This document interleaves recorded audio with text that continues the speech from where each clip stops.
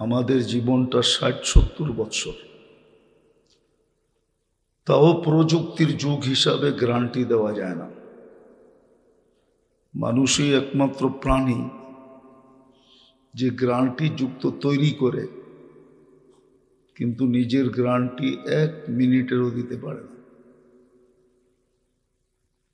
হাজারো কারিগরি জিনিস তৈরি করা হয় গ্যারান্টি সহকারে, ৫ বছর, ১০ বছর, ১৫ বছর, ২০ বছর, ১০০ বছরের গ্যারান্টি দেওয়া হয়। কিন্তু ইঞ্জিনিয়ারকে যদি জিজ্ঞাসা করা হয় যে আপনার গ্যারান্টি কতটুকু, তো সে তার ১ মিনিটের গ্যারান্টি দিতে পারে না। বিদায় দেখা যায় আমাদের জীবনটা গ্যারান্টিহীন।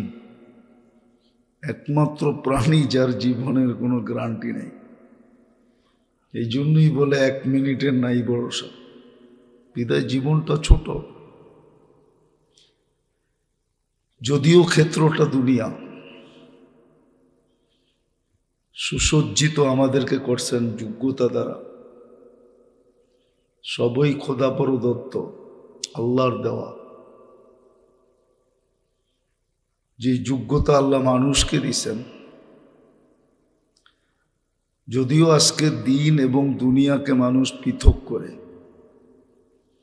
যার কারণে দেখা যায় আজকে আমরা দুইভাবে বিভক্ত। দিনকে আলাদা করে, দুনিয়াকে আলাদা করে। আসলে এটা বিভক্ত ছিল না, ভুল এখানেই হয়ে গেছে যে দুনিয়াকে এবং দিনকে বিভক্ত করে দেওয়া। ভুল এখানেই হয়ে গেছে, যার কারণে দুটা মেরু তৈরি হয়ে গেছে। কেউ বলে শুধু দুনিয়া, কেউ বলে শুধু দিন। আসলে আল্লাহ আমাদেরকে যোগ্যতা দিছিলেন, কেননা আমাদের পৌঁছতে হবে গন্তব্যে। এই দুনিয়ার ভিতরে থাইকেই আমাদেরকে গন্তব্যে পৌঁছতে হবে। আর যতদিন এখানে আমরা থাকব, ততদিন দুনিয়া আমাদের প্রয়োজন হবে। প্রয়োজন হবে না এই কথা বলা যাবে না যে আমাদের দুনিয়া প্রয়োজন হবে না। না, দুনিয়া আমাদের প্রয়োজন হবে, কেননা আমি আসি তো দুনিয়ার ভিতরে। যখন দুনিয়ার ভিতরে আসি, তো দুনিয়া প্রয়োজন হবে না এই কথাটা বলা ঠিক না। এই জন্যই তো আল্লাহ দিন দিছেন, আমাদেরকে যোগ্যতা দিছেন। যোগ্যতাটা এই দুনিয়ার পিছনে কিভাবে ব্যবহার করলে, কোন পদ্ধতিতে ব্যবহার করলে আমার দুনিয়ার কর্মটাও দিনে রূপান্তরিত হবে। দিন একটা জাদুর কাঠি। যেমন বলা হয় না, পরশ পাথর লোহায় লাগলে সোনা হয়। দিনটা বাস্তবিক একটা পরশ পাথর। এটা যদি আমার বাথরুমেও ছোঁয়া লাগে, তো বাথরুমও দিন হবে। পরশ পাথরটার ছোঁয়া যদি আমার বাথরুমে লাগে, তো আমার বাথরুমটাও দিন হবে। যেই জায়গায় লাগবে ওই জায়গাটাই দিনে রূপান্তরিত হবে। ওই পদ্ধতিটার নামই হলো পরশ পাথর, যেটা দ্বারা মানুষ মানুষ হবে। আর মানুষ মানুষ হলেই আল্লাহ কতটুকু মূল্য দিবে, এটাও আল্লাহ ঘোষণা দিছেন যে মানুষকে আল্লাহ কতটুকু মূল্য দিবে। মানুষ মূল্য পরিশোধ করে মানুষের হাতে যা আছে, অর্থাৎ কারেন্সি, এটা দিয়েই মানুষ মানুষের মূল্য পরিশোধ করে কারেন্সি দিয়া। আল্লাহ আমাদের মূল্য পরিশোধ করবে জান্নাত দিয়া, যেটা আমাদের চির বাসস্থান, যেটা আমাদের চির ঠিকানা। আমাদের চির ঠিকানা কিন্তু জান্নাত। দুনিয়া আমাদের চির ঠিকানা না। দুনিয়া তো হলো আমাদের ক্ষেত্র, অথবা বলতে পারি এটাকে অতিক্রম করা তারপরে যেতে হবে। এটা অতিক্রম ছাড়া যাওয়া যাবে না। এক হিসাবে দুনিয়াটা আমাদের জন্য ক্ষেত্র, আরেক হিসাব হলো দুনিয়াটাকে অতিক্রম করে আমাদের গন্তব্যে পৌঁছতে হবে। আর সত্য এটাই, আমাদের গন্তব্য জান্নাত। মুসলমানের ঘরে আমাদের অস্তিত্ব এই জন্যই, কেন মুসলমানের ঘরে আসা এটা আমাদের চয়েস না। আমাদেরকে ইচ্ছা স্বাধীনতা দিলে এই যুগে, যদি আল্লাহ মানুষকে ইচ্ছা স্বাধীনতা দিতেন 100 যে তুমি কোন সম্প্রদায়ের ঘরে যাবে, আল্লাহর নির্বাচন যদি না হইতো তো বর্তমান যুগে দেখা যেত মুসলমানের ঘরে আসতে কেউ রাজি হতো না। কিন্তু মুসলমানের ঘরে আসা এটা আল্লাহর পছন্দ। আমাদেরকে দেখতে হবে যে আমি যে মুসলমানের ঘরে আসলাম কার পছন্দে আসলাম। এটা আমাদের মাথার ভিতরে নাই যে আমি কার পছন্দে মুসলমানের ঘরে আসলাম। মেয়ে আলাদের পছন্দ হয় বিদায় মায়ের ছেলে মেয়ের বাড়ি যায়, আবার ছেলে আলাদের পছন্দ হয় বিদায় মেয়ে ছেলের বাড়ি যায়। এখানে পছন্দের বিরাট বড় একটা বিষয় আছে। আমরা মুসলমানে ঘরে আল্লাহর পছন্দে, আমরা উম্মতে মুহাম্মাদি আল্লাহর পছন্দে, আমাদের পছন্দ না। কিন্তু আমাদের কৃষ্টি কালচারের দিকে দেখলে বোঝা যায় বর্তমানে যে যদি আল্লাহ আমাদেরকে ইচ্ছা স্বাধীনতা দিতেন আর জিজ্ঞাসা করতেন তুমি কোন সম্প্রদায়ের ঘরে যাবে, আমরা মুসলমানের ঘরে মনে হয় না আমরা চয়েস করতাম। কার উম্মত হবে তাহলে মনে হয় না আমরা উম্মতে মুহাম্মদি হতাম। আজকে আমাদের আমাদের কালচারের দিকে দেখলে এটাই মনে হয়। তো মুসলমান হিসাবে আসা এটা আল্লাহরও চয়েস,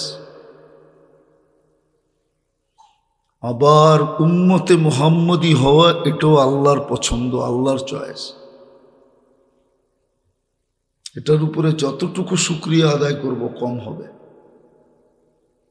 যদিও আমরা সারাদিনে একবারও করি না, এই জন্য কিতাবে আছে সকালে উঠা উচিত আমাদের শুকরিয়া আদায় করা, আলহামদুলিল্লাহ আলা নিয়ামাতিল ইসলাম। না আজকে বোঝা যাবে না, দুনিয়াটা বহুরূপী, বহুরূপের ভিতরে বোঝা সম্ভব না। যেই দিন এটার বাজার হবে ওই দিন বোঝা যাবে। এই জন্য ইমাম বুখারী রহমতুল্লাহ আলাইহি বুঝাইতে চেয়েছিলেন, কিন্তু এটার যতটুক প্রচার প্রসার হওয়া দরকার ছিল এতটুক প্রচার প্রসার হয় নাই। যতটুক বোঝা দরকার ছিল এতটুকু আমরা বুঝি নাই। এই জন্য ইমাম বুখারী রহমতুল্লাহ আলাইহি নিয়ে আসছেন কবরের প্রথম প্রশ্ন কি হবে। আমরা যদিও সবাই জবাব দিব মান রব্বুকা, এটাই প্রথম প্রশ্ন হবে, ঠিক না? না, ইমাম বুখারী এটার পক্ষে না, ইমাম মুসলিম এটার পক্ষে না। ওনাদের দুইজনের অভিমত হলো হাদিসের আলোকে, নিজস্ব কোনো মত না। বুখারী শরীফের ৫ম খণ্ডে আছে 1264 নম্বর হাদিসে, কিতাবুল জানায়েজে আছে। সর্বপ্রথম প্রশ্ন হবে মা কুনতা তাকুলু ফি হাদার রাজুলি মুহাম্মাদিন, বলো যার উম্মত বানায় তোমাকে আমি এত বড় শ্রেষ্ঠত্ব দিছিলাম, ওনার রঙে তুমি রঙিন কতটুকু, আগে এটা বলো। যার উম্মত বানানোর কারণে তোমার এত বড় শ্রেষ্ঠত্ব, সৃষ্টির ভিতরে তোমার শ্রেষ্ঠত্ব, উম্মতে মুহাম্মদীর সৃষ্টির ভিতরে সবচেয়ে বড় শ্রেষ্ঠত্ব। শুধু কুনতুম খায়রা উম্মাহ না, যে সমস্ত উম্মতের ভিতরে আমাদের শ্রেষ্ঠত্ব এতটুকু না, সমগ্র সৃষ্টির ভিতরে আমাদের শ্রেষ্ঠত্ব। এবং আল্লাহর কাছে আমাদের সবচেয়ে বড় শ্রেষ্ঠত্ব, সবচেয়ে বড় দাম। এই জন্য কিয়ামতের মাঠে আল্লাহ কাউকে চয়েস করেন নাই। আমাদের চেয়ে বড় গুণী, জ্ঞানী, শিক্ষিত, দীক্ষিত, গায়ে গোঠে বড় উম্মত ছিল।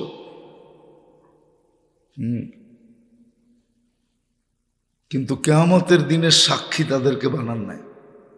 আল্লাহ আমাদেরকে কিয়ামতের দিনের বিচার দিনের সাক্ষী আমরা, শুহাদা আলান নাস, কুরআন বলে আমাদেরকে আল্লাহর পক্ষে দাঁড় করাবে সাক্ষী হিসাবে সমস্ত উম্মতের জন্য। এবং বুখারী শরীফে এটা সুস্পষ্ট লেখা আছে, 2-4টা উদাহরণ দেওয়া আছে। বিদায় উম্মতে মুহাম্মদী হও, এটা আল্লাহর পছন্দ। আরো একটা যোগ করা যায়, মানুষ হিসাবে অস্তিত্ব নেওয়া, এটাও আল্লাহর পছন্দ। আমরা নিজের পছন্দে মানুষ হই, আল্লাহর পছন্দে আমরা সৃষ্টির সেরা, আল্লাহর পছন্দে আমরা মুসলমান, আল্লাহর পছন্দে আমরা উম্মতে মুহাম্মদী। আল্লাহই আমাদেরকে যোগ্যতা দিয়ে সাজাইছেন। যেই যোগ্যতা মানুষকে দিছে ওই যোগ্যতা কাউকে দেন নাই, কোনো সৃষ্টিকে এটার ছোঁয়াও দেন নাই। এই জন্য এক হাদিসে আছে, নাস মাআদিন, মানুষের দৃষ্টি আকর্ষণ করতে চেয়েছেন যে তুমি জমিনের ভান্ডার দেখা চক্ষু তোমার কপালে ওঠে। কারো কাছে হীরার, কারো কাছে সোনার, কারো কাছে রূপার, কারো কাছে তেল, কারো কাছে গ্যাস, এগুলা দেখা তোমাদের চক্ষু কপালে ওঠে। আল্লাহ বলে তুমি এর চেয়েও কোটি গুণ বড় ভান্ডার ধারণ করো। তোমার ভিতরে সোনা রূপার ভান্ডারের চেয়েও বড় ভান্ডার লুকানো আছে। জমিনের ভান্ডার যেরকম দেশকে উদ্ঘাটন করতে হয়, জমিন কোনোদিন নিক্ষেপ করে না উপরে, এটাকে উদ্ঘাটন করে বাড়ি করতে হয়। এই জন্য বাংলাদেশের বিরাট একটা অঙ্ক শুধু এই উদ্ঘাটনের পিছনে প্রতি মাসে ব্যয় হয়, না হয় না? ভুল বলতেছি? শুধু উদ্ঘাটনের জন্য। হ্যাঁ, জমিন একদিন নিক্ষেপ করবে, কিয়ামতের পূর্ব মুহূর্তে জমিন নিক্ষেপ করবে। আলকাত মা ফিহা ওয়া তাখাল্লাত, জমিন একদিন তার ভান্ডার জমিনের উপরে উদ্ঘাটন নিজে নিজে উঠায় ফালায়া দেবে। কিন্তু ওই দিন আমাদের কোনো কাজে আসবে না, সময় থাকবে না, ওই দিন খরচ করার মতো সুযোগ হবে না, হাতে সময় থাকবে না। কিয়ামতের পূর্বাক্ষণে জমিন সব উপরে নিক্ষেপ করবে। কিন্তু আজকে যদি জমিনের ভান্ডারকে কাজে লাগাইতে হয়, তাহলে এটাকে উদ্ঘাটন করতে হবে, সন্ধান করতে হবে, সন্ধান করে বাহির করতে হবে।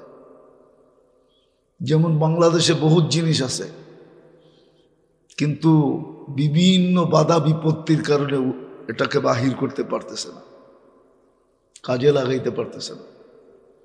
ওইদিকে আমি যেতে চাইতেছি না। আছে বাংলাদেশের জমিনের কোনো জমিন এরকম দুনিয়াতে নাই যার নিচে আল্লাহ কিছু সাজায় না রাখছে। ওই জমিনের মানুষগুলার চলার জন্য যে ভান্ডার দরকার, যে জিনিস দরকার, এটা সব আল্লাহ ওই জমিনের নিচে রেখা দিছেন সাজায়া। কিন্তু হয়তো আমরা উদ্ঘাটন করতে পারতেছি না, সন্ধান পাইলেও বাহির করতে পারতেছি না। এটা মনে হয় এখানের ছাত্ররা যতটুকু না বুঝবে, প্রিন্সিপাল স্যার এর চেয়ে বেশি বুঝবে। পারিপার্শ্বিকতা, বিভিন্ন বাধা বিপত্তি, হ্যাঁ, নিজেদের প্রযুক্তি, টেকনোলজি, ওই ধরনের জনবল না থাকার কারণে ব্যবহার হইতেছে না। তা আল্লাহ বলে জমিনের ভিতরে কি রাখছি, এর চেয়ে বেশি মানুষ তোমার ভিতরে রাখছি। জমিনেরটা যেরকম উদ্ঘাটন করতে হবে, তোমাকেও তোমারটা উদ্ঘাটন করতে হবে। তাইলে কিন্তু আমি তোমাকে কিনবো, বিনিময়ে জান্নাত দিব। আর আমাদের নবীজি জান্নাত দেখা ঈসা তারপরে বলছেন, কোনো নবী উম্মতকে জান্নাত দেখা বলতে পারেন নাই, শুনা বলছেন। এখানে একটা সূক্ষ্ম তথ্যও আছে। মনে হয় জান্নাতটা আমাদের জন্যই তৈরি। কোনো বিল্ডিং যদি কোনো ঠিকাদারকে দেওয়া হয়, ডিজাইন তার হাতে ধরায়া দেওয়া হয়, সে ডিজাইন মতে যেদিন কমপ্লিট করে ওই দিনই কিন্তু বাড়ির মালিককে ডাকে, অথবা প্রতিষ্ঠানের মেইন ব্যক্তিকে ডাকে, ডাইকা বলে চাবি বুঝা নেন, ডিজাইন মতো হলো কিনা দেখা নেন। যদি ডিজাইন মতো না হলো তাহলে এখনই চেঞ্জ করা যাবে, কিন্তু চাবি বুঝা নেওয়ার পরে কিন্তু আমার উপরে আর কোনো দায় দায়িত্ব থাকবে না। আল্লাহ মনে হয় আমাদের নবীজিকে ডাইকা এটাই বুঝাইতে চেয়েছিলেন যে জান্নাত কিন্তু আপনার জন্য আর আপনার উম্মতের জন্য। তৈরি তো করছি, ওকে করে দিয়া যান। জমিনে থেকে ওকে করতে পারবেন না, বিদায় উঠা চলে আসেন, ঘুরা ঘুরা দেখেন সব কিছু ঠিক আছে কিনা। এটাও ইঙ্গিত দেয় যে জান্নাত আমাদের জন্যই, জান্নাত আমাদের জন্যই তৈরি। আরও একটা হাদিস ইঙ্গিত দেয়, নাইলে এই উম্মতকে 80 কাতার কেন দিবে? 80 কাতার এই উম্মত হবে, 120 কাতারের ভিতরে 80 কাতার এই উম্মত। শুধু 40 কাতার 1.25 লক্ষ উম্মতকে দিবে। একজনের উম্মতকে দিল 80 কাতার, 40 কাতার দিল 1.25 লক্ষ উম্মত। বলেন আপনাদের ম্যাথমেটিক্স কি বলে, আপনাদের বিবেক বুদ্ধি কি বলে? আমি তো বলবো বাকি 40 কাতার সান্ত্বনা পুরস্কার। আসলে জান্নাত আমাদের জন্য। তো আমি যেটা বুঝাইতে চেয়েছিলাম যে আমাদেরকে যোগ্যতা দিয়া সাজানো, তিনবার পছন্দ করা, তিনবার পছন্দ করা, মানুষ হিসাবে, মুসলমান হিসাবে, উম্মতে মুহাম্মদী হিসাবে। তিনবার আমরা পছন্দের পাত্র। তিনবারই আমরাই পছন্দ হয়েছি আল্লাহর কাছে। যোগ্যতা দিয়ে আমাকে সাজাইছেন, অবর্ণনীয় যোগ্যতা দিয়ে মানুষকে সাজাইছেন, যেটার বর্ণনা দিয়া শেষ করা যাবে না। কোরআন ইঙ্গিত দিছিলেন অফি আনফুসিকুম, তুমি বস্তু নিয়ে যতটুকু গবেষণা না করো, তোমাকে নিয়ে আর চেয়ে বেশি গবেষণা করো। কোরআন বস্তু নিয়ে গবেষণার হুকুম খুব কমই দিছেন, কিন্তু আমাকে নিয়ে গবেষণার হুকুম খুব দিছেন। অফি আনফুসিকুম আফালা তুবসিরুন, আল্লাহ বলে তুমি তোমাকে নিয়ে গবেষণা করো, তোমার ভিতর থেকে ভান্ডারগুলাকে তুমি উন্মোচিত করো, এটাকে খুঁজা খুঁজা বাহির করো, তালাশ করে বাহির করো। এটা এক একটা পরশ পাথর, পদ্ধতি অনুযায়ী যেখানে তুমি ছোঁয়া লাগাবে ওটাই দিনে রূপান্তরিত হবে। দুনিয়া দিন, আবারও বলতেছি, কোনো পৃথক জিনিস না। দিন দেওয়ার উদ্দেশ্যই এটা, যেন আমাদের দুনিয়াটা দিনে রূপান্তরিত হয়, আমাদের কর্মগুলা দিনে রূপান্তরিত হয়, আমাদের রাত দিনে রূপান্তরিত হয়, আমার দিনে রূপান্তরিত হয়। আর প্রত্যেকটা জিনিসের বিনিময়ে যে আমি গন্তব্যে বসতে পারি, গন্তব্য হলো জান্নাত। যদিও আমাদের সমাজে জান্নাতের আলোচনা নাই, জান্নাত যেইভাবে খোলা দরকার ওইভাবে খোলা হয় না। আমাদের সমাজে শব্দটা জানি, কিন্তু জান্নাতটা কি জিনিস এটা জানি না। এটা কি দ্বারা তৈরি এটাও জানি না, এটার মাটি কিসের এটাও জানি না, এটার ঘাসগুলা কি হবে এটাও জানি না, ফল কি ধরনের গাছে ধরবে এটাও জানি না, ফুল কি ধরনের লতায় ধরবে এটাও জানি না, আমাকে কতটুক পরিধি দেওয়া হবে এটাও জানি না। কি জানেন আপনারা? এক একটা পোশাকটা কিরম হবে, কাপড়গুলা কিসের হবে এটাও জানি না, ডেলি আমি কয়বার কাপড় চেঞ্জ করব এটাও জানি না, আমার ব্যবহৃত কাপড়গুলো কোথায় থাকবে এটাও জানি না, আমার মেয়েরা কি কাপড় ব্যবহার করবে এটাও জানে না। এই জন্য তারা দুনিয়ার ব্র্যান্ডের পিছনে পাগল। দেখবেন আপনাদের ঘরের ছেলে মেয়েরাও কিন্তু ব্র্যান্ডের পাগল, ওরা ব্র্যান্ড চায়। ছোট একটা বাচ্চাও সে চিপসের নাম জানে, কোন চিপস এটা বাজারে সবচেয়ে বেশি ভালো এটা সে জানে। যেই কোনো চিপস তাকে দড়ায়া দিলে সে নিবে না, যেই কোনো চকলেট দড়ায়া দিলে সে নিবে না।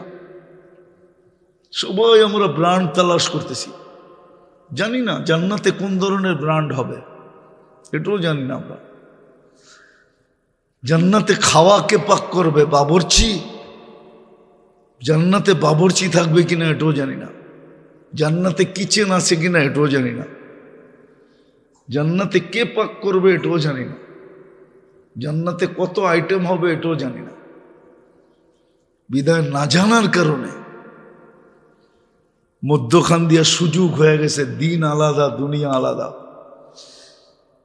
দুনিয়া আলাদা বলতেছে দিনের কাছে গেলে আমাদের দুনিয়া থাকবে না, দিন আলাদা বলতেছে দুনিয়ার কাছে গেলে আমাদের দিনদারি থাকবে না।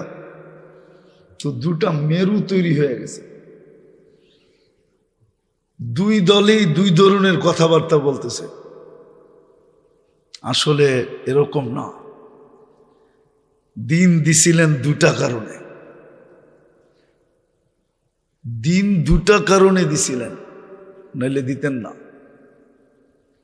আল্লাহর প্রয়োজন নাই, ফেরেশতাদের কথাই সত্য ছিল। আচ্ছা একটা প্রশ্ন যদি আপনাদেরকে করি, সারাদিন আমরা যা বক্ষণ করি, সারাদিন যা আমরা ব্যবহার করি, কাটটা করি, জোরে বলেন কার? আল্লাহটা, ঠিক না? আল্লাহ বললে ক্ষতি হবে না, আল্লাহ বললে 40 নেকি মিলবে। আল্লাহ বলার পদ্ধতি আছে। আমেরিকান ডাক্তারের রিচার্জ, আমি ওকে চিনি, নিউ ইয়র্ক থাকে, যদি ওটা পত্রিকায় ছাপানো হয় নাই, কেননা সে খ্রিস্টান, ওরা চায় না এই গবেষণা ফাঁস হোক।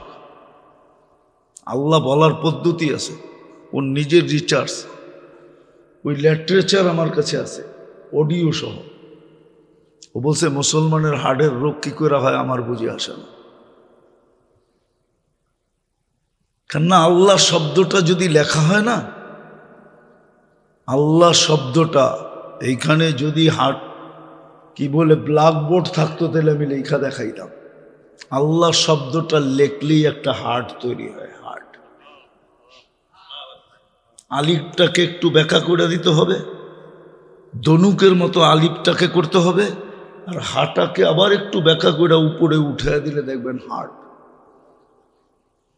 এই জন্য তার গবেষণা হলো আল্লাহ বলার একটা পদ্ধতি আছে, ওই পদ্ধতিতে যে ডেলি আল্লাহ অল্প সময় বলবে তার হার্টের কোনো প্রবলেম থাকবে না, থাকলেও ওটা ওপেন হয়ে যাবে।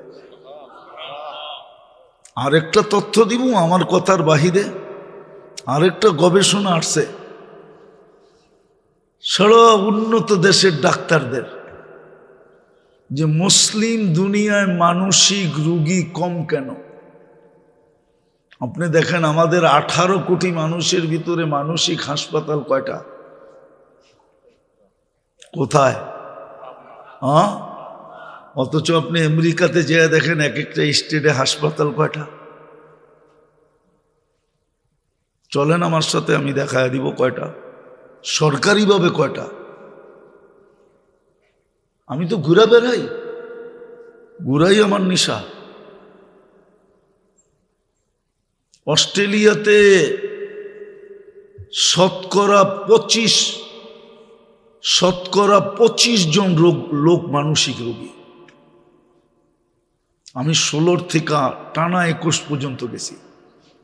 আমি প্রথমবারই যে জিজ্ঞেস করছি তোমাদের এখানে মানসিক রোগী কত, তো বলছে কেউ তো জিজ্ঞেস করলো না, আপনি জিজ্ঞেস করেন কেন? তা আমি বললাম আমি দেখি আমার বিদ্যাটা ঠিক আছে কিনা, আমি যে পড়ালেখা করছি এটা ঠিক কিনা। বলছে আপনি কিভাবে বুঝলেন? আমি বললাম প্লেন থেকে নামার পরে লোকগুলার চালচলন দেখা আমার মনে হয়েছে বেশিরভাগ মানসিক রোগী এরা। বলছে এখানে 4 জনে 1 জন মানসিক রোগী। মুসলমানের ভিতরে ইসলাম দুনিয়ায় কম কেন বলেন? রিচার্জ আসছে, যদিও প্রকাশ পায় না। মুসলমানরা কমসে কম জুমার দিন উজু করে আর গর্দান মাসা করে। ইসলামে উজুতে গর্দান মাসা করার সায়েন্টিফিক কারণ হলো যারা গর্দান মাসা করবে ওরা মানসিক রোগী কম হবে। এই জন্য মুসলিম দুনিয়া মানসিক রোগী কম। আজকে তো আমরা আল্লাহ বলতে চাই না, এমনি বলতে হয় এটাও জানি না, অথচ সারাদিন আল্লাহটা বক্ষণ করি। রাগ হয়ে যায় না? যদি পানির দামে অক্সিজেন কিনতে হইতো 30 টাকা লিটার, তাহলে ডেলি আমাদের এই ছাত্রদের সবার 16,500 টাকা বিল দিতে হতো। 30 টাকা পার লিটার। আমাদের মেয়েদেরও দিতে হতো, পার হেড 16,500 টাকা বিল দিতে হতো। আমরা ডেলি 550 লিটার অক্সিজেন নেই। 550-কে 30 টাকা দিয়ে গুণ দেন, তাইলে বোঝা যাবে কতটুকু বিল ডেলি দিতে হয়।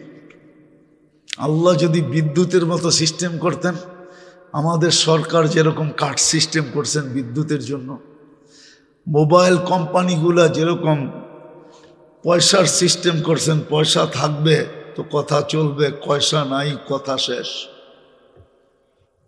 পয়সা আছে ভরা, এমবি ভরা আছে তো ইন্টারনেট চলবে, এমবি শেষ, ইন্টারনেট নিজে নিজে বিচ্ছিন্ন। আল্লাহ তো এই সিস্টেম করতে পারতেন, কিন্তু মেহেরবান করেন নাই। বিনা পয়সায় সেবা দিতেছেন, সুরক্ষা দিতেছেন। নাহলে আমার কথা বিশ্বাস করেন, জমিন আমাদেরকে টিকতে দিত না। জমিন তো সূর্যের পিছে 66,000 মাইল গতিতে দৌড়াইতেছে। আপনি এখানে টিকতেন তো টিকতেন কি করে? যেই জিনিসটা 66,000 মাইল গতিতে দৌড়ায় ওইখানে টিকে কি করে? আমাকে যুক্তি দিয়ে বোঝান। যেই জমিনটা 1000 মাইল পার ঘন্টায় ঘুরতেছে, নাইলে আমাদের দিন রাত 24 ঘন্টা হয় কি করে? দুনিয়াটা 24,000 মাইল, আমাদের এই ফুটবলটা ঘন্টা 1000 মাইল অতিক্রম করে, 24 ঘন্টা একবার প্রদক্ষিণ হয়। যেটা 1000 মাইল গতিতে ঘুরে, ওটার উপর আপনি বিরাজমান থাকেন কি করে? বোঝা গেল এখানে একটা আধ্যাত্মিক শক্তি আছে, যে শক্তির নাম আল্লাহ। আবার এরকম শান্তিময় আল্লাহ নিজেই বলতেছেন, ওয়াজআলনাল আরদা কারারা। যত দামি প্লেনে আর যতই প্রযুক্তি সম্পূর্ণ প্লেনে আপনি উড়াল দেন, দিলের ভিতরে একটু হইলেও দুঃখ দুঃখ করবে না? মনে হয় বুঝাইতে পারি না। দিলের ভিতরে একটু হইলেও সংশয় থাকবে, ঠিক না? কিন্তু জমিনে পা রাখার পরে ওটা আর থাকে না, ওটা আর থাকে না। এই জন্য দেখবেন উন্নত দুনিয়ার যখন ফ্লাইটগুলো চলে না ওদের দেশের ভিতরে, তো ল্যান্ড করার সাথে সাথে সবাই হাততালি দিতে থাকে, মানেও বুঝাইতে থাকে শান্তির জায়গায় পা দিয়ে দিলাম। এখন আর কোনো সংশয় নাই, এখন আর কোনো চিন্তা নাই। তো যেটা বুঝাইতেছিলাম, আল্লাহ আমাদেরকে টিকায় রাখছেন। যদিও বিজ্ঞান আমার চেয়ে আপনারা ভালো বোঝেন, কিন্তু তারপরেও একটু বলতেছি, আমাদের সবার উপরেই কিন্তু 288 মন অক্সিজেনের চাপ দিয়ে আল্লাহ আমাদেরকে টিকায় রাখছেন। 288 মন অক্সিজেন আমার উপরে আছে, কিন্তু আমি কোনো ওয়েট অনুভব করি না। বলেন 1 মন মাথায় উঠাইলেই তো এই সমস্ত ছেলেরা 1 মন উঠাইতে পারবে কিনা আমি জানি না। 2 মন তো দূরের কথা। আমার মেয়েরা তো 2-4-10 কেজি উঠাইতে পারবে না, কিন্তু 288 মন আমার উপরে চাপ দিয়ে আছে, কিন্তু আমি কোনো অনুভব করি না। এটার নামই ছিল আল্লাহ। তো যেটা বুঝাইতেছিলাম, আমাদের গন্তব্য কিন্তু জান্নাত, এটা মাথার ভিতরে রাখতে হবে। এই জন্যই আমি মুসলমানের ঘরে, এই জন্যই আমি উম্মতে মুহাম্মাদি,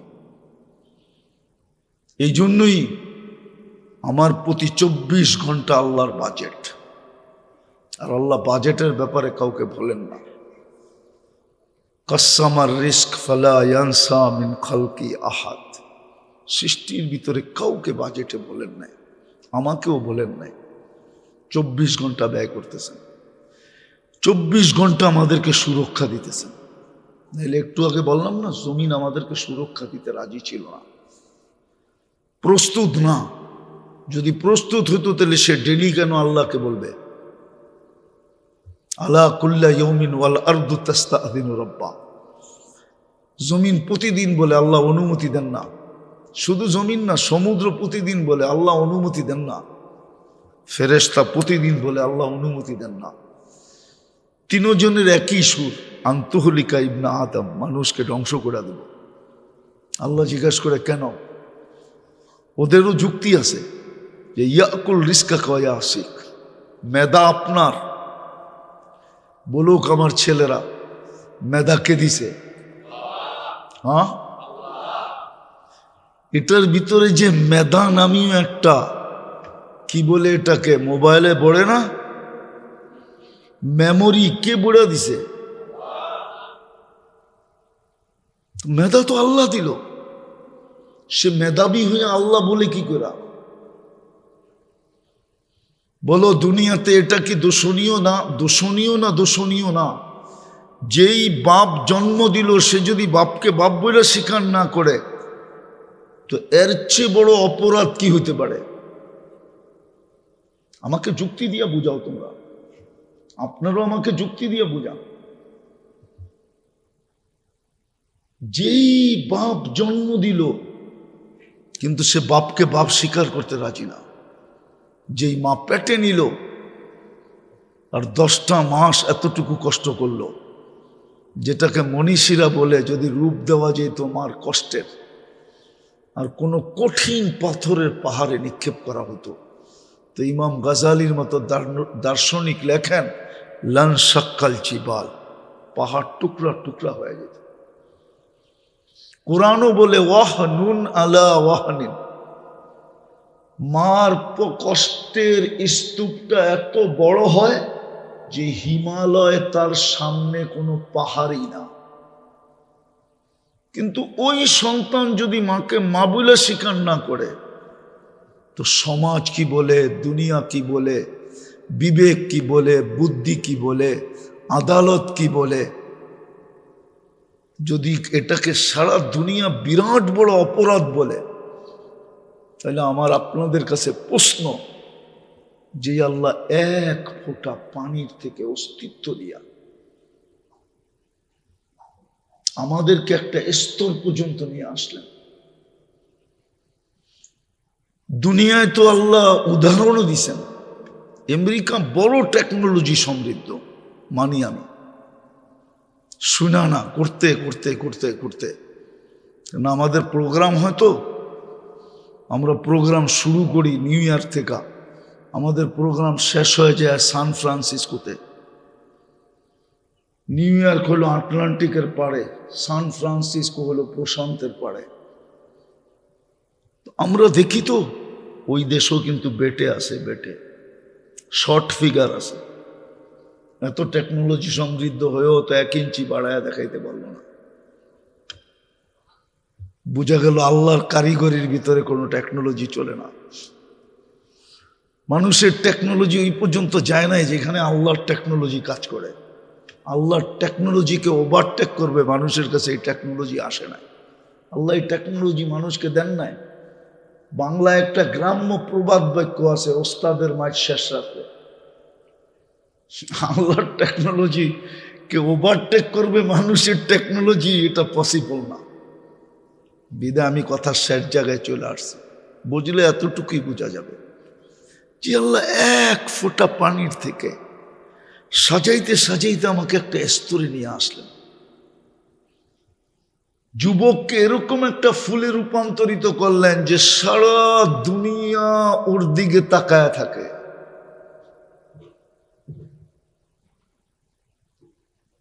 একটা মেয়েকে এই পর্যন্ত সাজায় নিয়ে আসলেন যে সারা দুনিয়া ওর দিকে আকর্ষিত থাকে।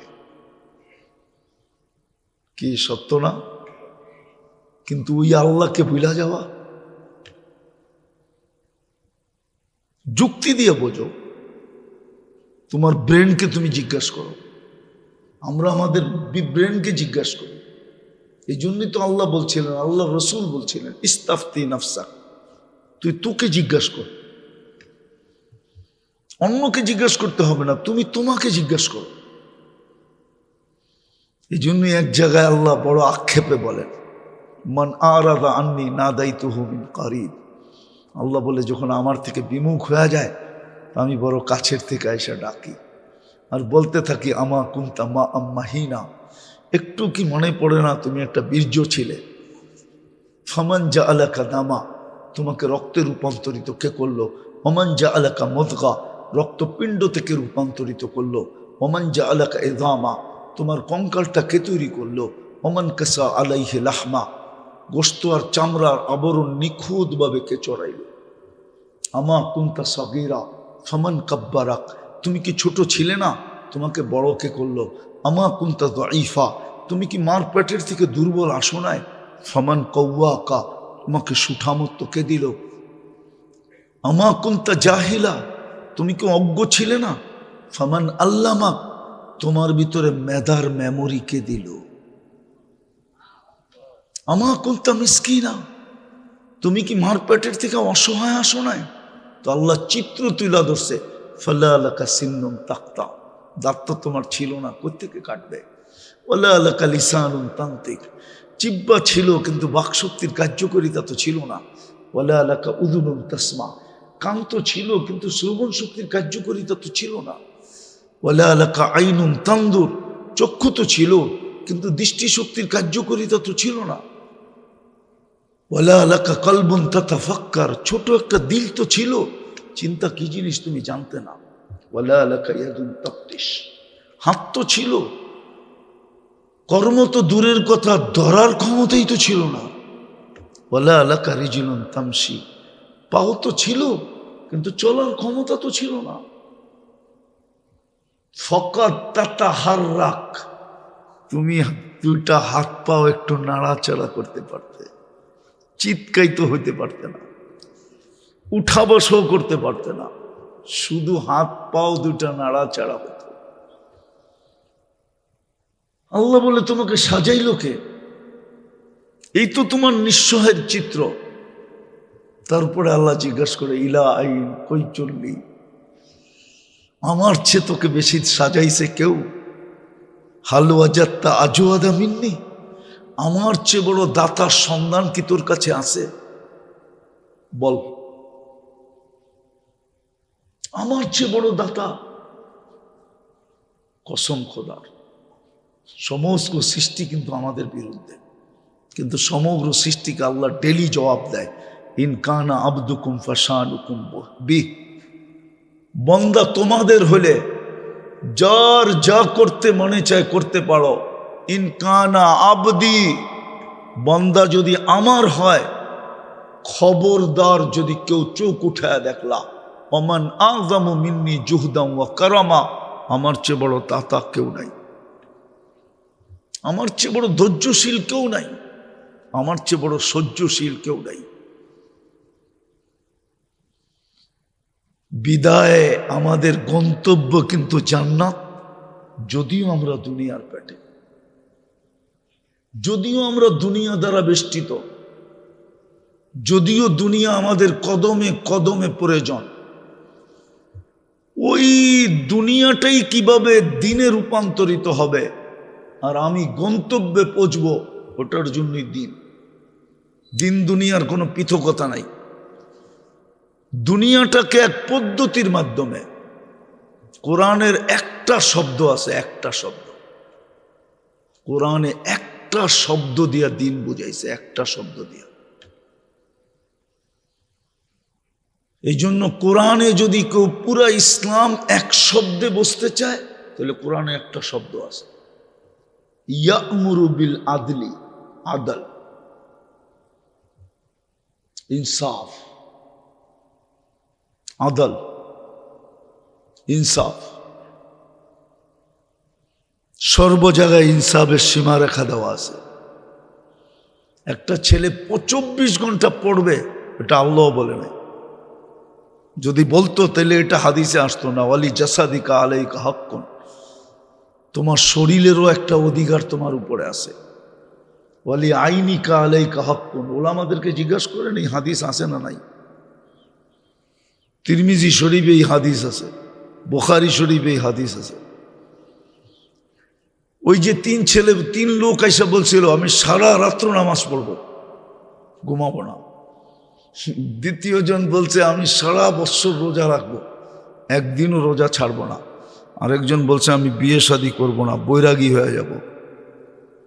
আল্লাহ রসুল পিছন থেকে শুনে বলছে একটাও আমার দিন না। আমি সজাগও থাকি, ঘুমাই, আমি রোজাও রাখি, আবার রোজা ছাড়িও। আমার একাধিক স্ত্রী আছে, বিদায় তোমাদের সিদ্ধান্ত দিন না। একদিন আমাদেরকে এই জন্য দিছেন। এটা দিন একটা পরশ পাথর, জানি না লম্বা হয়ে যেতেছে কিনা। আমি ক্যামরুনে 6 বার গেছি। কয়বার? ক্যামরুনে 250 কিলোমিটার এক জঙ্গল আছে, যেখানে দেড়াইতা মানুষ বাস করে। 250 কিলোমিটার পর্যন্ত ওরা জমিনে থাকে না, মাচানে বাস করে। ফ্রান্স আজ পর্যন্ত ওদেরকে সভ্য বানাইতে চেষ্টা করতেছে। কেউ ইন্টারনেটে যেয়ে গেলে দেখবেন ক্যামরুনে আছে। আমি 6 বার গেছি ক্যামরুন। ফ্রান্স ওদেরকে সভ্য বানাইতে চায়, সারা দিন ওদেরকে বড় বড় পর্দার প্রজেক্টরে ওদেরকে সভ্য হওয়া দেখাইতে থাকে। ওদের কাছে ছোট ছোট দাও আছে, ধারালো। বিকালবেলা ওরা এগুলা সব কাইটা সাইটা তার তুর কাইটা চলে যায়। আজ পর্যন্ত বানাইতে পারে নাই। আমি লাস্ট বার যখন ইস্তেমায় গেছি ক্যামরুনের, তো 250-300 আসছে এই দেড়াইতা মানুষ, সব জুব্বা পড়া, পাগড়ি পড়া, সবার দাড়ি। ওর চেয়ে বড় মেসওয়াক জ্যাবের ভিতরে রাখা। একটা 1 বিঘা লম্বা মেসওয়াক যদি ও রাখে, তাহলে তো ওর চেয়ে বড়ই বলা চলায়, ঠিক না? আমাকে ফ্রান্সেসের এক সাংবাদিক জিজ্ঞাসা করতেছিল যে আমরা তো জীবনভর চেষ্টা করে ওদেরকে সভ্য বানাইতে পারলাম না, তোমরা সভ্য বানাইলা কি করে? আমি বললাম তোমাদের কাছে পরশ পাথর নাই। ও জিজ্ঞেস করলো পরশ পাথর আবার কি? আমি বললাম একটা পাথর আছে যেটা লোহায় লাগলে সোনা হয়। দুনিয়াতে তো এরকম কোনো পাথরের অস্তিত্ব নাই। যদি হয়তো দুনিয়ার কোনো না কোনো মিউজিয়ামে পাওয়া যেত, কেননা দুর্লভ জিনিস তো মিউজিয়ামেই থাকে, ঠিক না? কিন্তু এরকম পাথর তো নাই। আমি বললাম যে আছে। বললে সেটা আবার কি?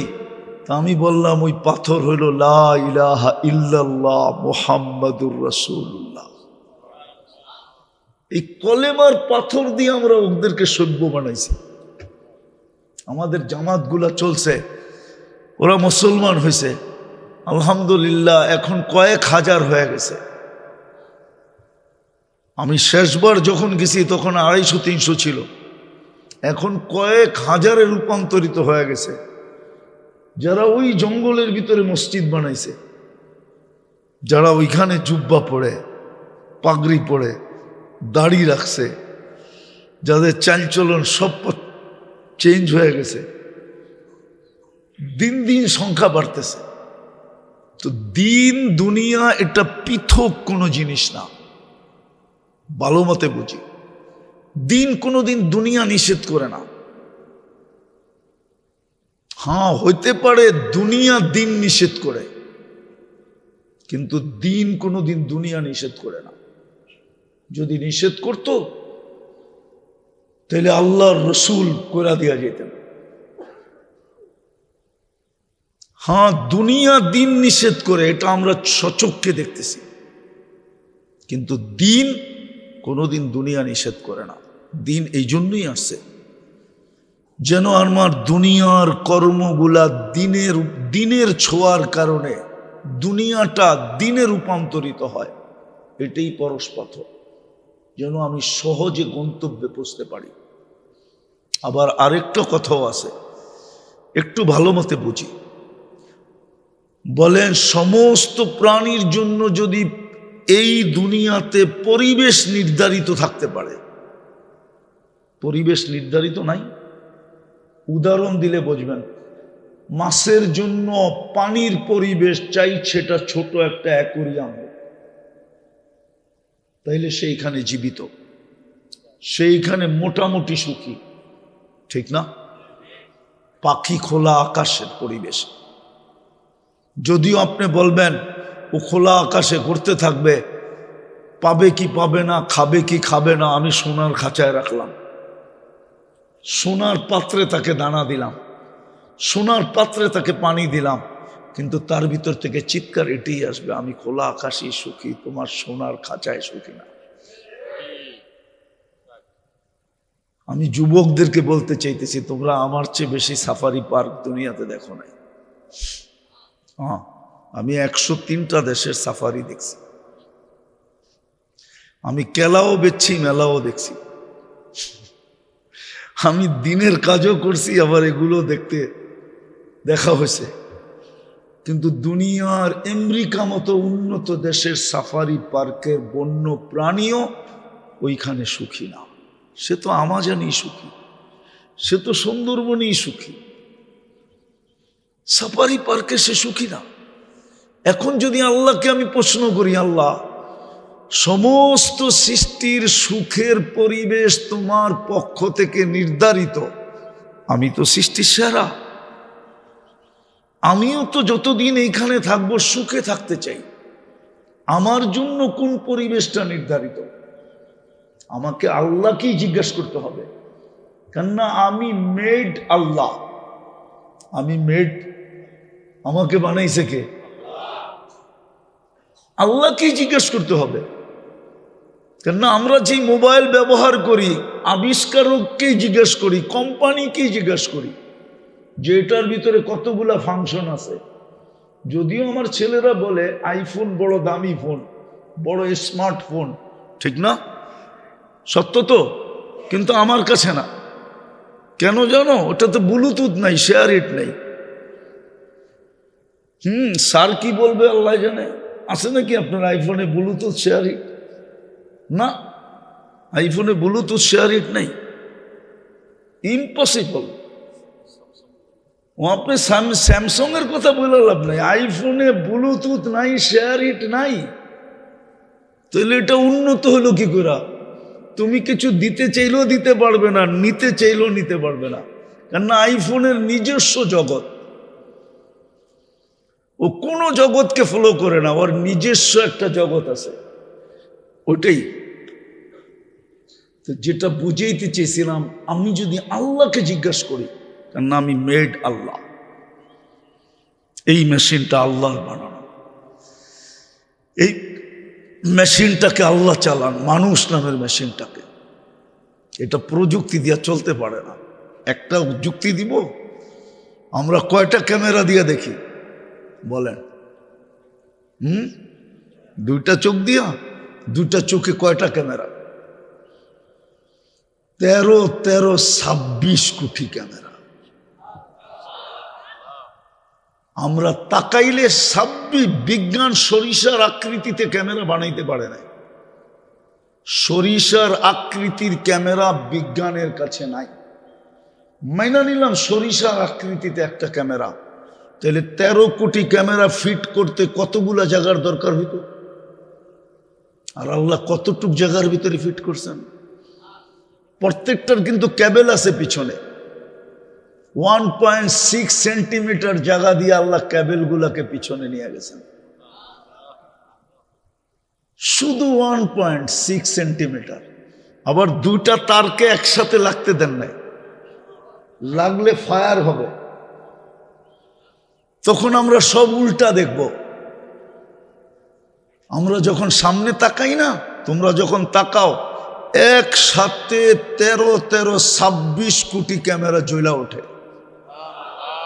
আবার এটার ভিতরে ফ্ল্যাশ সিস্টেমও আছে। ফ্ল্যাশ, যেমন তোমরা ছবি তুলতে ফ্ল্যাশ করো, ফ্ল্যাশও আছে। তাইলে বোঝা গেল এই শরীরটা চালায় বিদায় চলে। এটা প্রযুক্তি দিয়ে চালানো যায় না। একজনকে চালাইতে গেলেই মনে হয় একটা দেশের সমান জায়গা লাগতো, না জানি কত লক্ষ কোটি ওয়ার্কার লাগতো। বিদায় আমি কি আল্লাহকে প্রশ্ন করতে পারি না যে আমি অল্প কয়েকদিন এখানে থাকবো, আমার সুখের পরিবেশ কি? বিবেক এটা বলে কি বলে না?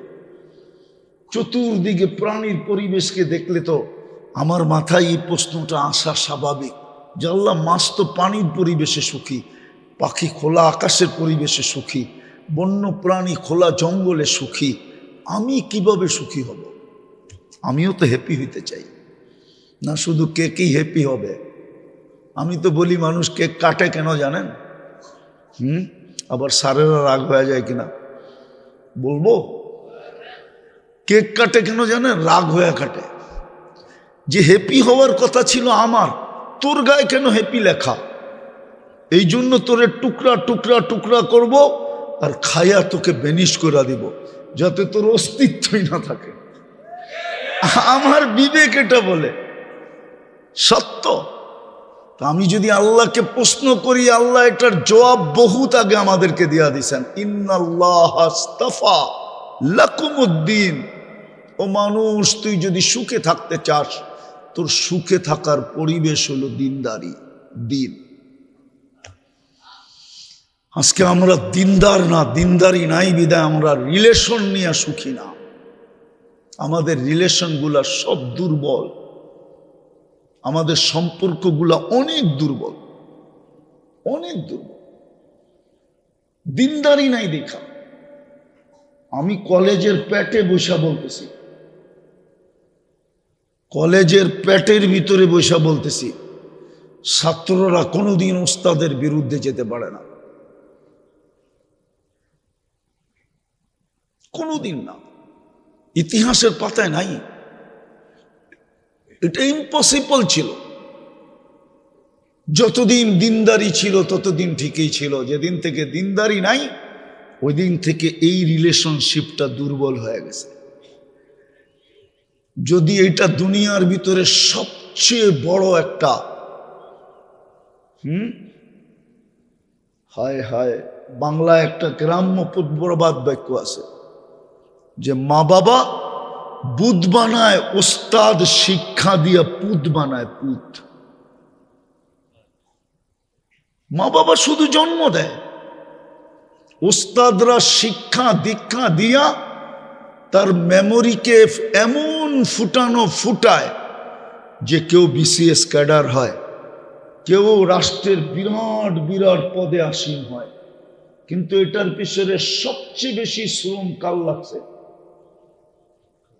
টিচারের, শিক্ষকদের সবচেয়ে বেশি লাগছে। হ্যাঁ, ওই শিক্ষকের হাতেই যখন ছাত্র হাতকড়ি পড়ায়, তো বলেন এই দুঃখ রাখবো তো রাখবো কোথায়? কেন এরকম? ওই যে আল্লাহকে প্রশ্ন করলাম আমি সুখে থাকতে চাই, আল্লাহ বলে তোর সুখের পরিবেশ হলো দিনদারি।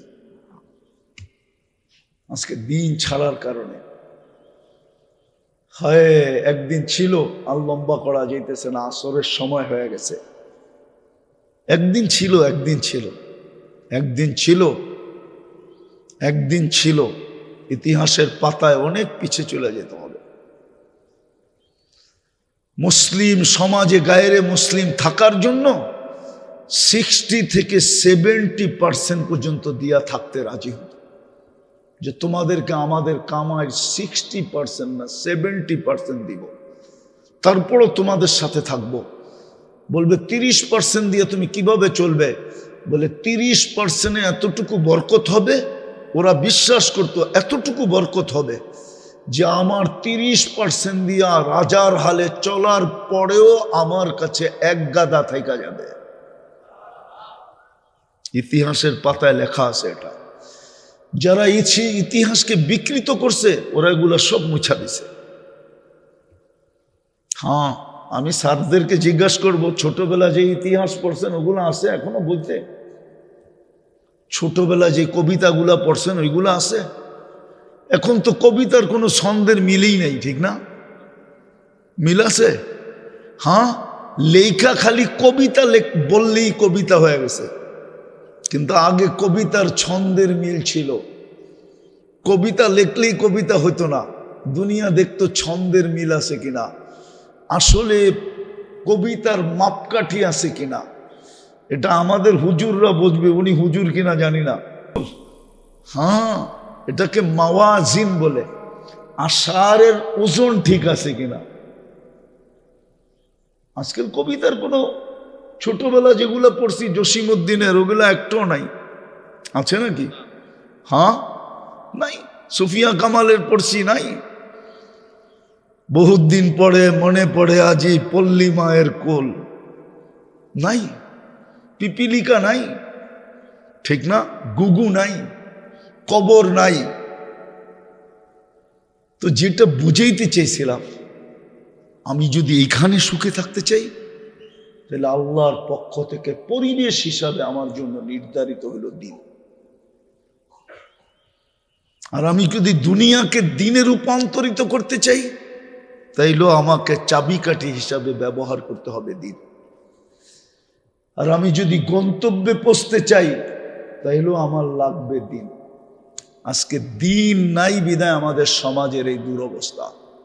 কসম, আমি দুনিয়া ঘুরা বলতেছি, রিলেশনশিপের যেই দায় দায়িত্ব এটা ইসলাম ছাড়া কেউ দিতে পারবে না। কসম, আপনি আমাকে বুঝাইতে হবে না। ইউরোপে একটা সন্তান 18 বছর হইতে দেরি, মা বাবা পুলিশ স্টেশনে দৌড়াইতে দেরি করে না। প্রথম মা বাবা যায় লেখায় আমার সন্তান 18 বছর হয়ে গেছে, আমাদের দায় দায়িত্ব শেষ। এর কোনো ধরনের অপকর্মের দায় দায়িত্ব আমরা নিব না। জান, এই জন্য ওই দেশে সন্তানের জন্য মা বাবাকে রেস্ট করা হয় না। আবার সন্তানও 18 বছর হইতে দেরি, পুলিশ স্টেশনে যাইতে দেরি করে না। আমার এখানে শত কান্না লুকানো আছে। আমি একদিন আমেরিকার লস অ্যাঞ্জেলেস থেকে আমি আসতেছিলাম, মনে হয় আমি মিয়ামিতে আসতেছিলাম। তা আমি এয়ারপোর্টের থেকে যখন বাহির হইতেছিলাম, তো একটা মুসলিম ছেলে তার বুড়া মাকে ট্রলিতে করে নিয়ে আসতেছিল। এয়ারপোর্টের বাহিরে আইনা আসার পরে মা বড়ই বৃদ্ধা ছিল, তো সে যখন ট্রলির থেকে হুইল চেয়ার থেকে কোলে করে গাড়িতে বসাইতেছিল, আমার থেকে একটু দূরে এক ইংরেজ মহিলা দাঁড়ায় কাঁদতেছিল। আমি জিজ্ঞেস করছি, তুমি কাঁদো কেন? বলছে, এই দৃশ্য আমাকে কাঁদাইতেছে, এই দৃশ্য আমাকে কাঁদাইতেছে। আমার সন্তান কোথায় হারায় গেছে, বৎসরে একটা কেক নিয়ে আসে মাদার ডে, আর এই সন্তান মাকে বাচ্চার মতো কোলে করে নিয়ে গাড়িতে বসাইতেছে। এই দৃশ্য আমার চোখে পানি নিয়ে আসছে। আমি যখন 2008-এ পুরো ইউরোপ সফর ছিল আমার, 25 দেশ। আমি একদিন ফ্রাঙ্কফুর্টে বড় ক্লান্ত ছিলাম, তো আমাকে একজন বলতেছে, চলেন ফ্রাঙ্কফুর্টের নদী আছে, দুই পাশে পার্ক বানানো, ভিতরে প্রমোত্তরি চলে। তো এক জায়গায় নিয়ে গেলেন, দেখলাম সারি সারি বাস। আমি জিজ্ঞেস করলাম, এত বাস কেন? বলে বৃদ্ধাশ্রমের বৃদ্ধদেরকে নিয়ে আসছে বিকালবেলা একটু ঘুরানোর জন্য। আমি ভিতরে ঢুকলাম, নারী পুরুষ, বৃদ্ধ এবং বৃদ্ধা। কসম খোদার, আপনাদের এখানে সত্য বলতেছি, আমার চোখে পানি চলে আসছে যে এই অবস্থায় তো মা বাবা সন্তানের বুকের উপরে থাকবে। ওদের চেহারাই বলে ওদের দুনিয়া উজাড় হয়ে গেছে। ইসলাম ছাড়া আমাদেরকে সুখ, দিন ছাড়া আমাদেরকে কেউ সুখ দিতে পারবে না, কোনো অবস্থারই পরিবর্তন ঘটাইতে পারবে না। কসম, আমরা দিন ছাড়া হ্যাপি হব না।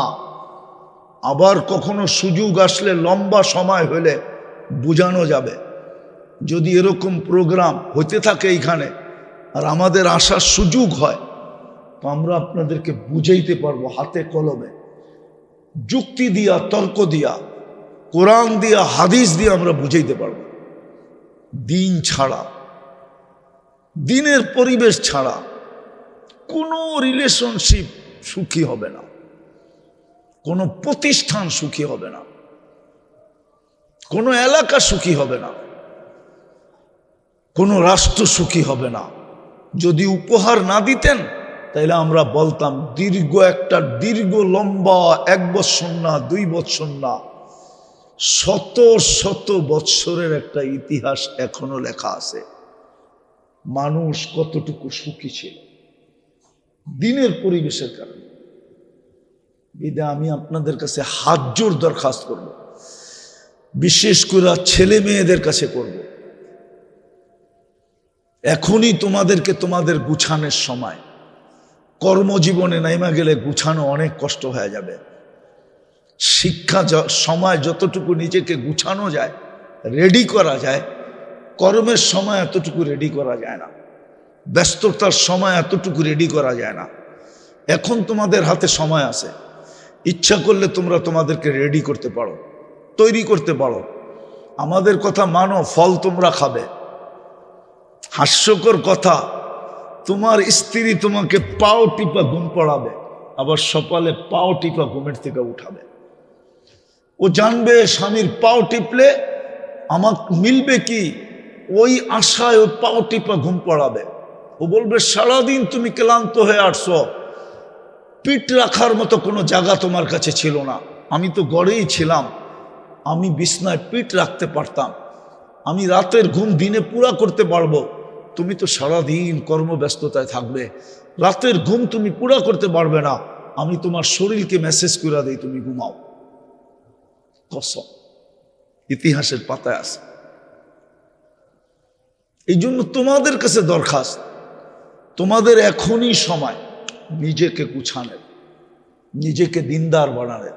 আমি আমার মেয়েদেরকে বলবো দিনদার বানাও, জীবনের মজা পাবে। যারাই দিনদার, স্বামী স্ত্রী পরিবার যাদের দিনদার, ওরা যে কতটুকু মজা ফিল করে আপনারা বুঝতে পারবেন না। একটা প্রমাণ দিব আপনাদেরকে, বুঝবেন প্রমাণ দিলে। যদি ইমাম সাহেবদের, মুয়াজ্জিন সাহেবদের, মাদ্রাসার হুজুরদের গড়ের রিলেশনশিপ যদি মধুময় না হইতো, সুখী না হইতো, তাইলে 8,000 10,000 টাকা বেতন দিয়ে ওরা এই সময় কোনো সংসার চালাইতে পারত না। ওদের ঘরের রিলেশনশিপ যে কতটুকু মধুর, হুজুররা বলবে না, খালি চুপ করে মুচকি মুচকি হাসবে, বলবে না। আপনাদেরকে প্রমাণ দিবে না এরা। ওই যে দেখেন না, খালি চুপ করে মুচকি মুচকি হাসে। ওদের ঘরের সম্পর্ক যে কতটুকু মধুময়, বাচ্চা গাচ্চা স্ত্রী নিজের সম্পর্কটা যে কতটুকু মধুময়, কতটুকু সুখের। আপনারা আমার কথা একমত হবেন, যদি বিবেক ঠিক থাকে, তাহলে 8,000 10,000 টাকার বেতনে ওদের সংসার খান খান হয়ে যেত। মাদ্রাস সবচেয়ে বেশি সংসার ভাঙত হুজুরদের। আরেকটা হাস্যকর বলবো, হ্যাঁ সময় আছে। হুজুরের বউরা এখনো চায় করুণা আরেকবার হোক। কেন জানেন? কেননা এত লম্বা সময় স্ত্রী স্বামীকে পায় না কখনো। মাসে 3 দিনের জন্য ছুটি দেয়, এর বেশি তো না। বৎসরে 3 বার ছুটি দেয় মাদ্রাসা, এর বেশি তো না। করুণার সময় লম্বা একজন আরেকজনকে পাইছে। যদিও ঘরে খাওয়া ছিল না, তারপরও বলছে খাওয়া দিয়া কি হবে, তোমাকে তো পাইছি। সন্তানও বলছে বাবা খাওয়া দিয়ে কি হবে, তুমি তো আসো। জিজ্ঞেস করেন, ওই যে হাসতেছে, হুজুরদেরকে জিজ্ঞেস করেন, এদের বউরা এখনো চায় আরেকবার একটা করুণা হোক। 2-3 মাস লম্বা সময়ের জন্য আমরা স্বামীদেরকে কাছে পাই। এটা যদি আপনারা বিশ্বাস না করেন, তাইলে আপনাদের বাড়ির লোক পাঠায় তারপরে আমার কথাটাকে সত্যায়িত করেন। এই কম বেতনে, কম পয়সায়, এই দ্রব্যমূল্যের সময়, এই আধুনিক ডিজিটাল বাংলাদেশে, ঠিক না? ওদের সংসার সবচেয়ে বেশি ভাঙত, ওদের সংসার ভাঙে না। দিন দিন মজবুত থেকে মজবুত হইতেছে, মজবুত থেকে মজবুত হইতেছে, কসম। ওরা বড় সুখে। এই জন্য শেষ আসেন আমরা দিনদার হই। ছেলেদেরকে বলবো দিনদার বানাও। তুমি এইখানেরও মজা পাবে, ওইখানেরও মজা পাবে। এটা আল্লাহর পক্ষ থেকে নির্ধারিত।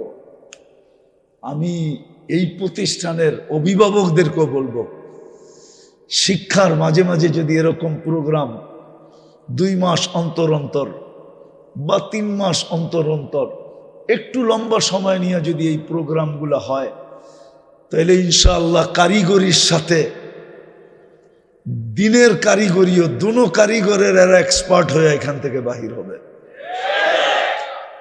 আর কর্ণধাররাও এর সওয়াব কিয়ামত পর্যন্ত পেতে থাকবে। স্যারদেরকে অনুরোধ করব, বিশেষ করে প্রিন্সিপাল স্যারকে, ইনশাআল্লাহ কিয়ামতের দিন দেখা যাবে যে কত বড় একটা বেনিফিট নিয়ে কিয়ামতের মাঠে উঠছে, কত বড় একটা অ্যাকাউন্ট ওনার নামে খোলা হয়েছে। ইনশাআল্লাহ হব তো দিনদার? হ্যাঁ, শুধু ইনশাআল্লাহ বললে হবে না, এটার জন্য মাঝে মাঝে একটা পরিবেশও যেতে হবে। সবকিছুর জন্য পরিবেশ আছে। যদি পরিবেশ না থাকতো তাহলে বাংলাদেশ সরকার এই প্রতিষ্ঠানটা কেন খুলতেন? কেননা এই পরিবেশে যতটুকু সম্ভব বাইরে অতটুকু সম্ভব, কিন্তু যন্ত্রপাতি তাকাইলে দেখা যাবে বাহিরে বেশি আছে, কিন্তু তারপর পরিবেশ না থাকার কারণে ওই যন্ত্রপাতি দিয়ে এতটুকু শেখা সম্ভব না। আমাদেরকেও দিনদার হইতে হলে মাঝে মাঝে পরিবেশে যেতে হবে। সবচেয়ে উত্তম পরিবেশ হলো ওলামাদের কাছে যাওয়া, আল্লাহওয়ালাদের কাছে যাওয়া, ওলামা আল্লাহওয়ালাদের সাথে সংযুক্ত হওয়া, সাথে সাথে ওনাদের কথা মতো। প্রথম রুগী ডাক্তারের কাছে যায়, ডাক্তার প্যাথোলজি সেন্টারে পাঠায়, প্যাথোলজি টেস্টিংয়ের পরে আবার ডাক্তারের কাছে আসে, তখন ডাক্তার রোগ নির্ণয় করার পরে স্পেশালিস্টের পাশে পাঠায় যে এইবার তোমার কিডনির সমস্যা, কিডনি স্পেশালিস্টের কাছে যাও। এই জন্য আমাদের প্রথম যেতে হবে ওলামাদের কাছে, আল্লাহওয়ালাদের কাছে। এরা আমাকে যেখানে পাঠাবে আমি ওইখানে যাব। এরা যদি বলে তুমি তাবলিগে যাও, তাবলিগে যান। এরা যদি বলে এটা করো, এটা করব। ইনশাআল্লাহ পাক্কা? বুঝাইতে কি পারলাম? কিছু বুঝে আসলো? এইখানেও যদি আমি হ্যাপি হইতে চাই, ওইখানেও যদি হতে চাই, দিনের কোনো বিকল্প নাই। আর এটা কোনো দুনিয়ার থেকে পৃথক জিনিস না। আল্লাহ আমাদেরকে বুঝার তৌফিক দান করেন। ওমা আলাইনা ইল্লাল বালাগ।